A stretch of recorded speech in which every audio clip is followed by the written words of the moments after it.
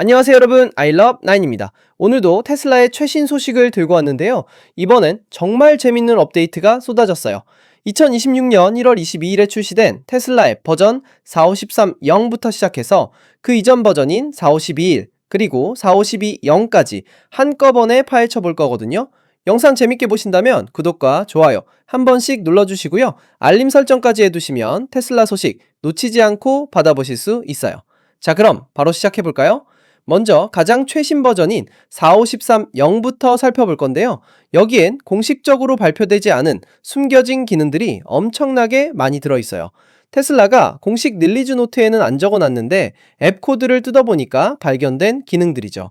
첫 번째로 소개할 기능은 바로 파워쉐어 제한 조절 기능이에요. 이게 뭐냐면요. 사이버 트럭을 가지고 계신 분들은 이제 테슬라 앱에서 직접 파워쉐어 제한을 조절할 수 있게 됐어요. 전 세계 모든 사이버 트럭 오너들에게 적용되는 기능인데요. 예전에는 차 안에서만 설정할 수 있었거든요. 근데 이제는 집에 편하게 앉아서 휴대폰으로 조절이 가능해진 거예요. 그런데 파워쉐어가 정확히 뭔지 모르시는 분들도 계실 것 같아서 설명을 좀 드릴게요.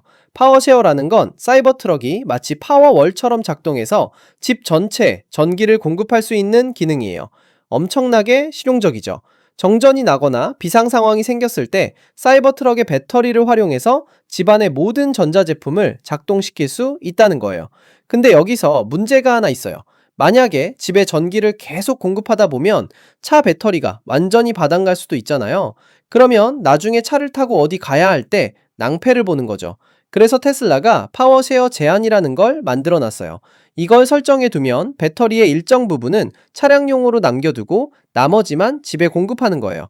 예를 들어서 배터리 30%는 무조건 차량용으로 남겨두고 그 이상만 집에 공급한다고 설정할 수 있는 거죠.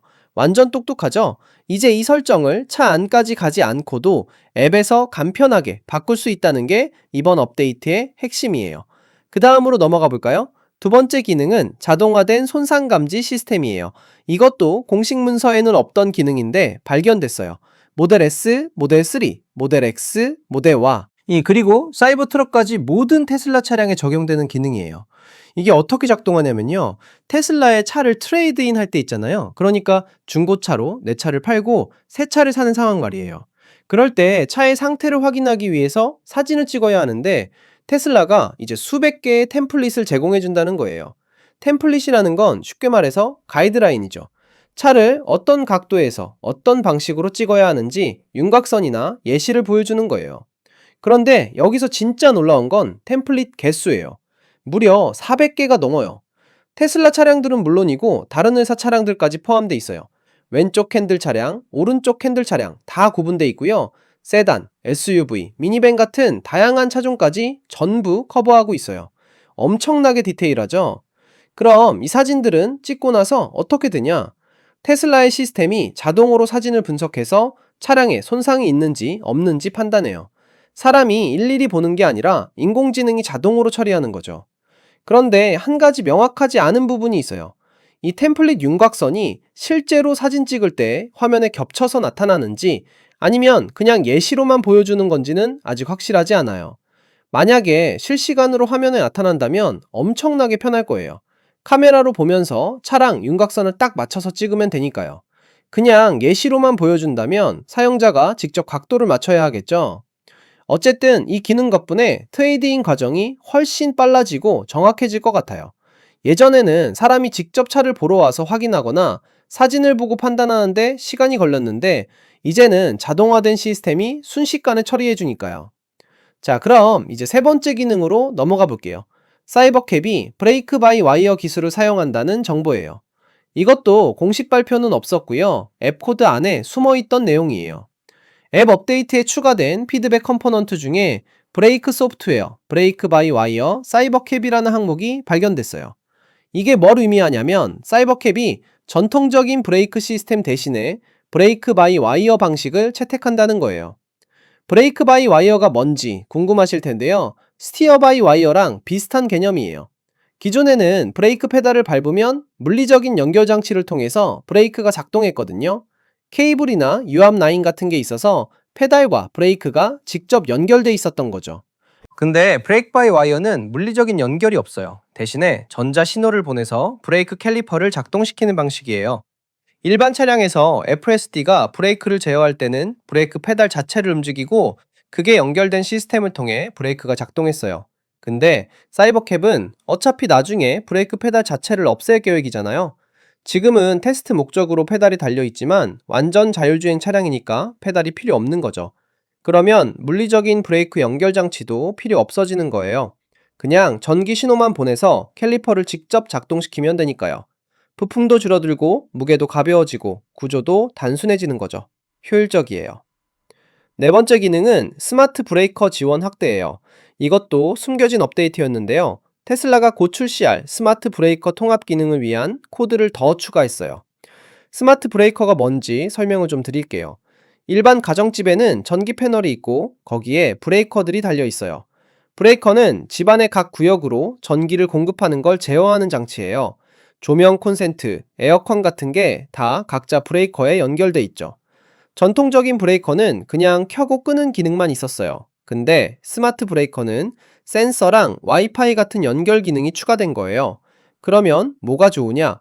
첫째로 원격으로 제어할 수 있어요. 집 밖에서도 휴대폰으로 특정 브레이커를 껐다 켰다 할 수 있는 거죠.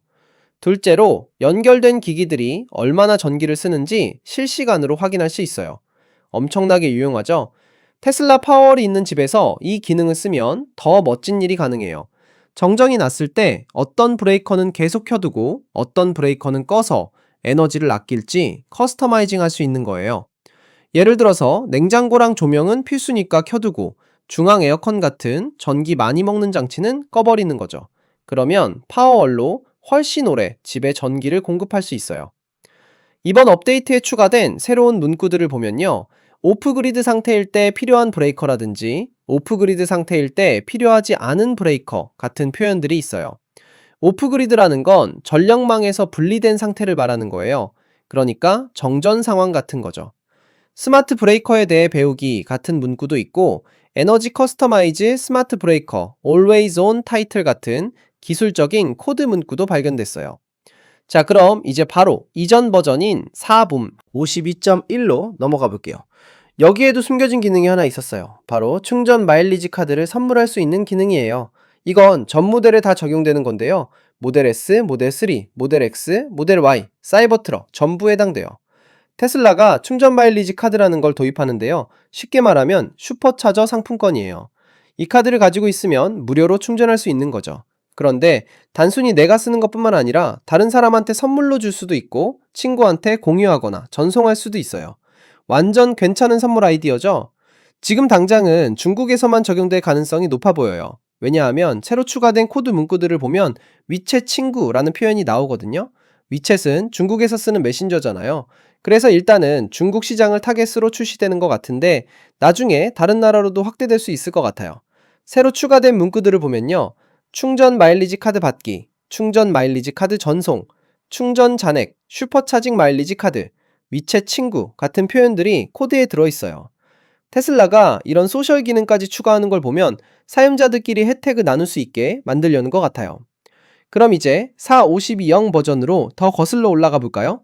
여기도 숨겨진 기능들이 두 개나 있었어요. 첫 번째는 디지털 지갑 키 지원이에요. 이 업데이트에는 테슬라가 미래에 디지털 지갑 키를 추가할 거라는 힌트가 담긴 코드가 들어 있었어요. 앱에 새로 추가된 문구들을 보면 이제 앱을 열지 않고도 차량을 잠금 해제할 수 있습니다. 같은 내용이 있어요.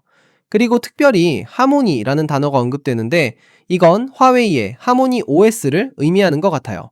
그러니까 테슬라가 화웨이 운영체제를 위한 디지털 키 지원 기능을 개발하고 있다는 거예요. 이렇게 되면 사용자들이 차량 키를 휴대폰의 지갑 앱에 직접 추가할 수 있고 테슬라 앱에 의존하지 않고도 차 문을 열 수 있게 되는 거죠. 이게 왜 좋으냐면요. 디지털 지갑 키는 보통 더 안정적이고 전력 소모도 적어요. 그리고 운영체제의 특정 기능들을 활용할 수 있는데 예를 들어서 휴대폰이 꺼져 있어도 잠금 해제가 가능한 경우도 있어요. 테슬라 앱에 대한 의존도도 줄어들고요. 만약에 테슬라가 화웨이를 위해 이런 기능을 추가한다면 애플 월렛이나 구글 월렛도 나중에 지원할 가능성이 높아요. 한 플랫폼에서 작동하게 만들었으면 다른 플랫폼으로 확장하는 건 비교적 쉬우니까요. 새로 추가된 문구들을 구체적으로 보면요. 하모니 폴백 스크린 타이틀에 현재 버전에서는 사용할 수 없는 기능입니다. 같은 게 있고, 차량 벤더 키카드 하모니 월렛 이슈 디스크립션에는 앱을 열지 않고 차량 잠금 해제하기라는 문구가 있어요.